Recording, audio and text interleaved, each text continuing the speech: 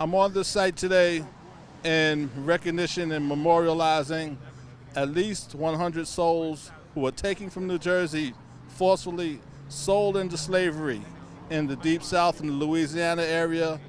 And these are people who many have remained nameless until the last couple of years. And as a matter of fact, within the last 24 hours, we've learned of 6 other people that we have named. And I think it's very important that we understand that these souls are people who lived and they died and sacrificed for their people. And not only have they sacrificed, but they've also thrived in their new conditions of slavery and were able to maintain a life and help bring our people to freedom.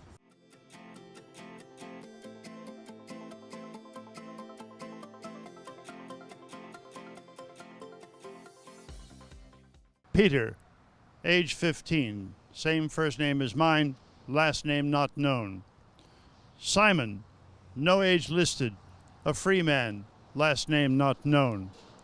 Margaret Coven, no age listed, a free woman. Sarah, 21. Her daughter Diana, 7 months. Rachel, 22. Her daughter Regina, 6 weeks. Hagar, 29. Her daughter Rhoda, 14.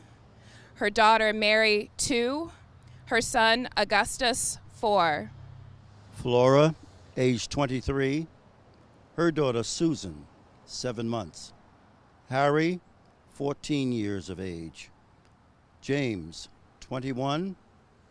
Elmira, 14. George, 16.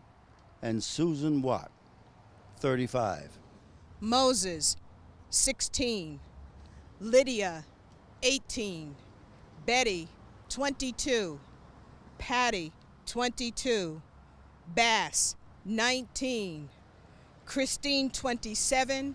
Her daughter, Diana, 9. And her daughter, Dorcas, 1 year old. Clarice, 22.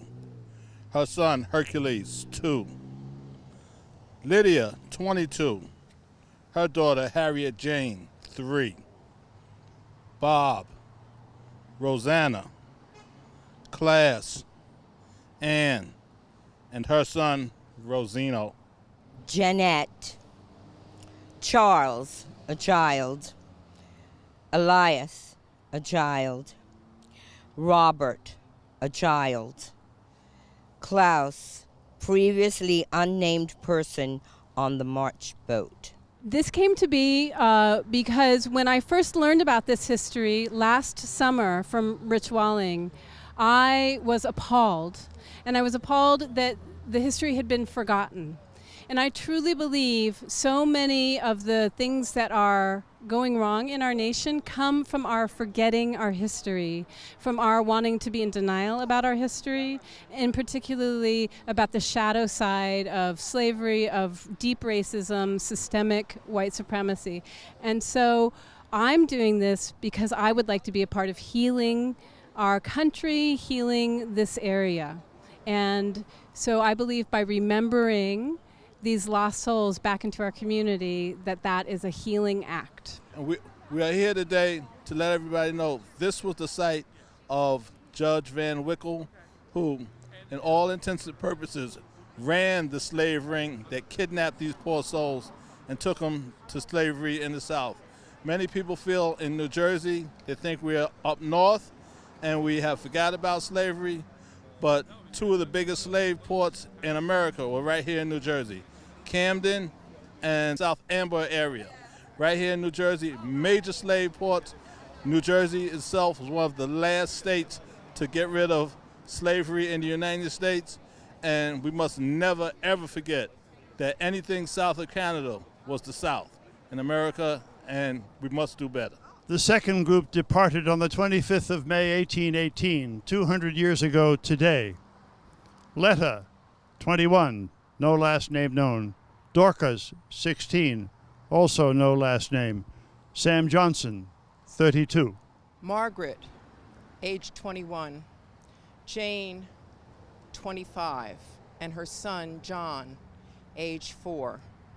Mary Davis, age 23.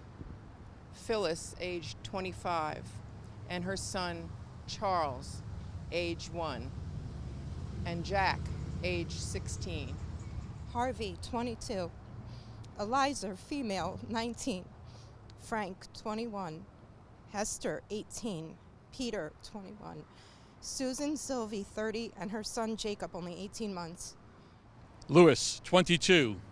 Elijah, 31. Mary, 27. Law, 21. Phoebe, 21. Free person. Susan, 23. Charles, age 43. Petties, age 14. And Jane, age 23. Betsy, 22. Jonas, 16. Free person. Sam, 16. William, 22. Henry, 21.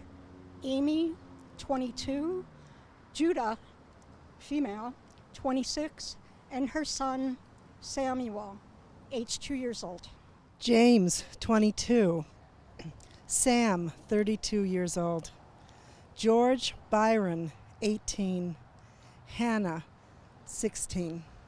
Nancy, 22, and the child listed as son and now known to be James 2 days. Peter, 17, free person. Hannah, 14. Jack Daniely, 21.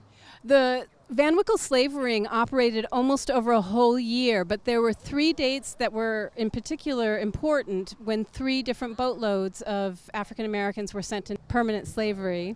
And today, May 25th, 200 years ago exactly, was the day when the second boat of African Americans were sent to Louisiana and lost their freedom.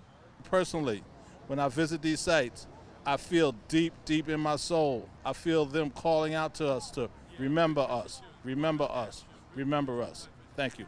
In mid-October of 1818, George, 35, last name not known. Cain, 22, last name also not known. Frank, 21, last name not known. Jude, no certificate was ever taken for him. Caroline, 18. Anne, 18. Jeanette, 12. And Mose.